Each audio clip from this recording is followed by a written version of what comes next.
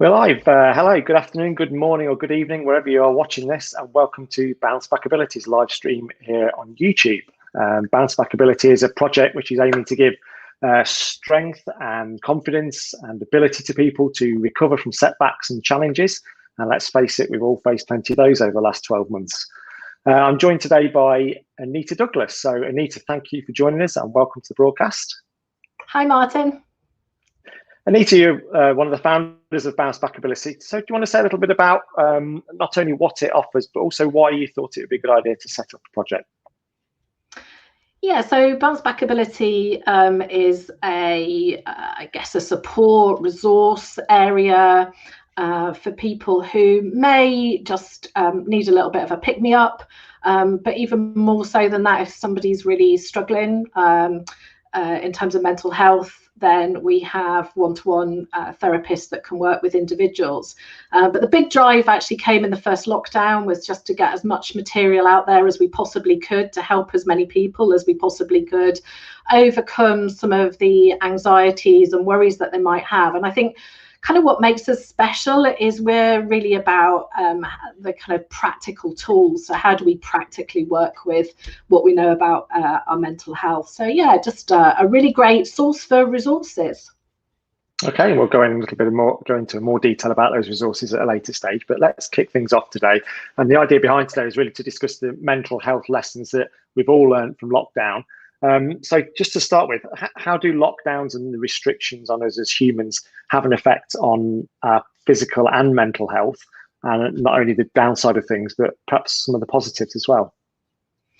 Yeah, and I think that's a really important point, Martin. I think, as it is with everything, there's downsides and there's upsides. I guess for most people, we'll talk about the downsides, and I'll mention some of the upsides as well. But of course, what the pandemic has done and lockdown has bring, an enormous amount of increased worry for a lot of people, lots of uncertainty, masses of uncertainty. And still today, that uncertainty continues. We're being told that there are plans coming, but we're not really being told exactly when or whatever. And of course, our brain doesn't like that. Our brains get really fried, if you like, when things are really uncertain. And those worries are, the real life worries about getting the virus, our health, but also for a lot of people, I've got friends and colleagues who potentially have been furloughed now for nearly a year. So I guess the anxiety of going back to work could also be an implication as well. But on the positive side, some people have found, that actually the pandemic, the restrictions, particularly lockdown, has given them maybe a bit of space and time to think, that we don't always find ourselves with that pause button that we often would like when we're on the kind of hamster wheel of life. But also, I think what's really encouraging as well is lots of businesses have moved to home working, more flexible working, and often people have found themselves with spare time. So I think, there's a mixture, and it really just depends who you are, what situation you are, what context you are, as to whether it's had a negative impact both mentally and physically, but also the positives as well. Yeah, we'll touch on some of those later, but specifically some of the difficulties people have been having. Some of my friends have been telling me that A, they've been struggling to sleep, and B, they've been drinking too much. These sort of things are normal during testing times, though, aren't they? They are. They're what we call a coping strategy. And so I think it's really interesting to know how this comes about. And of course, it's largely down to, not wholly, but largely down to the massive uncertainty that we have. And the fact that uncertainty and the anxiety and the worry creates feelings within a human that we don't like. And so we are naturally tuned to get rid of those feelings, to solve the problem of whatever the worry or anxiety is telling us we have. And of course, one of those coping strategies is, for example, substances, like, it could be sugary foods, it could be a really, carby meal, but also alcohol as well. So there's definitely a lot of research out there at the moment suggesting that the alcohol intake over lockdown does generally go up. And of course, it's just a way alcohol anesthetizes our brain. So it kind of, quietens the brain down. But of course, what we also know is that the way that our brains work, although it anesthetizes it very quickly, later on the chemical process to combat the toxin in alcohol actually increases anxiety. And therefore, then we can get into that process of not sleeping. So actually, if you combine the worry and anxiety with alcohol, then the chances are you're not going to be getting the best night's sleep. And if you are, it's kind like of a vicious circle, I suppose. It is, yeah. It's like kind of wine or gin coma that maybe people can find themselves in. But also the lack of sleep is because our brains are so busy trying to solve all these problems that the uncertainty has given us.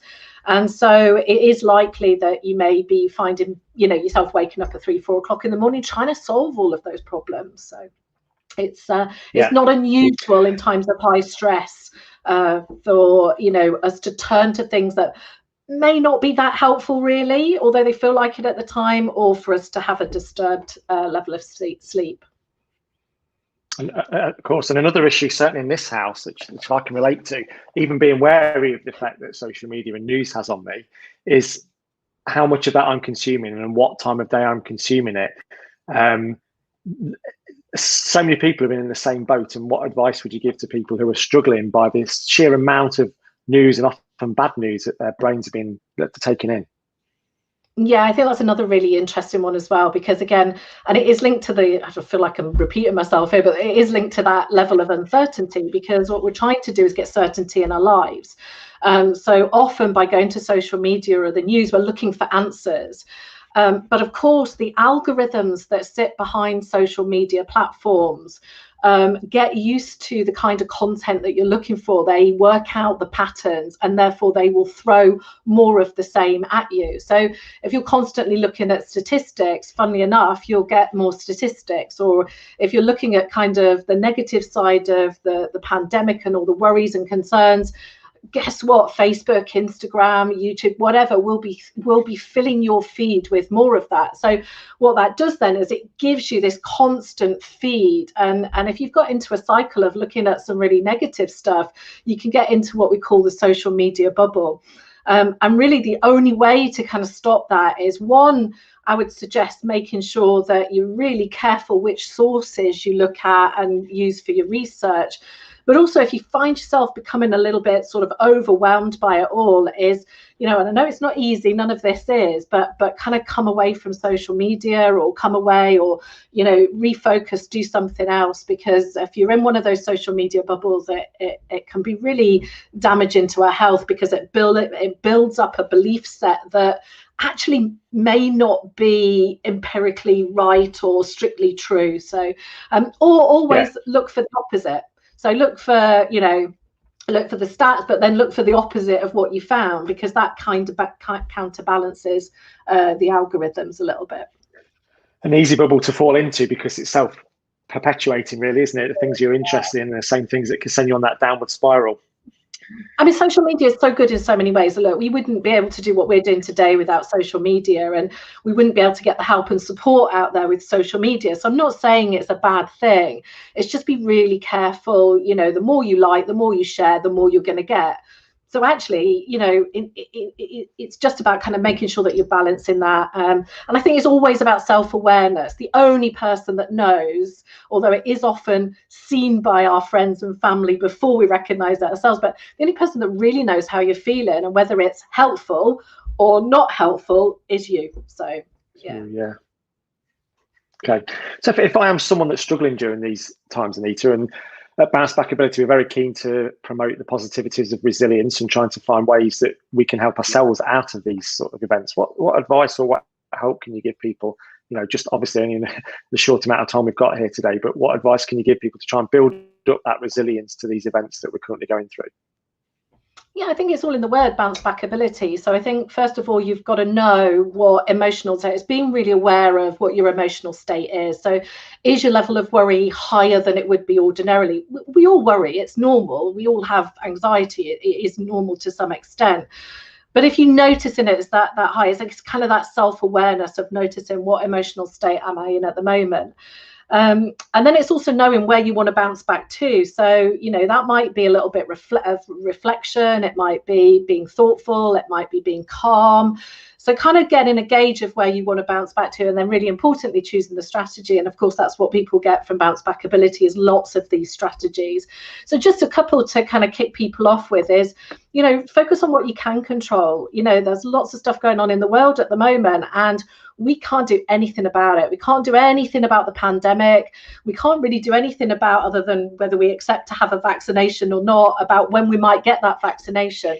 So really focus on the things that you can control. You can control how you plan your day. You can control getting out there and getting some fresh air and going for a walk. You can control picking up the phone, reaching out to somebody, be that a friend or a family, or, you know, somebody like myself at Bouncebackability. So kind of really focus on what you can control. And I think right now it's about just taking each day as you can. So whilst I think it's great to have some plans for the future, I'd be really careful not to put specific dates on, because you could be, you know, if you're planning a holiday or some time away, you could have a very specific date and you're going to, you know, possibly be let down. But have some plans that when you can and know that it's safe to do so, you know, where are you going to visit? Who are you going to see? Who's that first person you're going to go and give a hug to when you can do?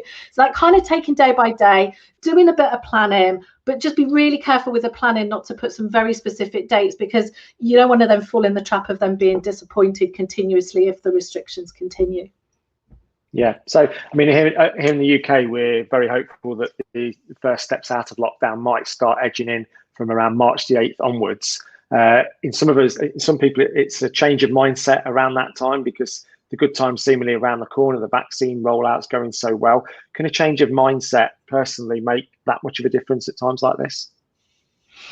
I have to say yes, because I'm a psychologist, and you know, it's what I do. Is, you know, our brains are very adaptable and highly programmable, and you know, I generally believe that, you know, we can't always change the situation, but what we can always do is change our response to it. And you know, sometimes it's a bit like, you know, worry. We think that worry is going to lower the likelihood of that event happening, when actually 9 times out of 10 that thing never happens in the first place anyway. So it's just kind of falling out of some of those traps. And we've got some really great tools on the website that are available for everybody, you know, some self-help tools that can really help you kind of focus on the right things to help shift your mindset to a place where actually it's more helpful. Fantastic. Anita, it's been fantastic to talk to you this afternoon, so thanks a lot for your time. Thank you so much for everyone that's joining in, and for those of you that are watching on a delay as well, we appreciate you tuning in and hopefully enjoying what I've had to say today. We're going to be doing more of these live broadcasts over the coming months, so please make sure that you're up to date with what might be coming by subscribing to the YouTube channel. And also we're on social media as well, on Twitter, Instagram and Facebook. And as you can see there, our website address is across the bottom of the screen. It's bouncebackability.com. Just something to think about as we finish today, and that is, I'd be interested in your comments in the boxes underneath here on YouTube, and that is that are you finding this third lockdown the hardest of the lot? I know certainly lots of my friends and colleagues are really struggling during this time, so I'd be interested to find out if you are as well, and if you are, why is that the case? So that just leaves it for me to wrap up. Once again, thanks Anita, thanks for tuning in. Thanks, Malcolm. And thank you very much everybody, and we'll catch you again soon. All the best and bye-bye, take care. Bye-bye.